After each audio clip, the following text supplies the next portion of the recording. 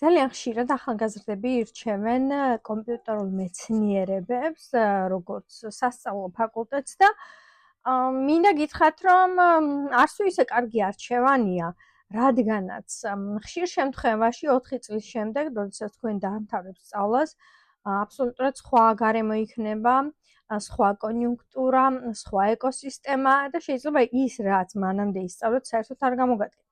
ამიტომაც უმჯობესია უფრო პრაქტიკაზე გააკეთოთ აქცენტი და ვთქვათ თუ გაინტერესებთ ეს კოდის წერა, ვებ დეველოპინგი თუ სხვა, შეიძლება ძალიან მარტივად YouTube-ზე ამ ყველაფრის სწავლა და ასევე შესაძლებელია მოკლე კურსებით ბევრი რაღაც გარკვევა, რომელიც გამოგადგებათ.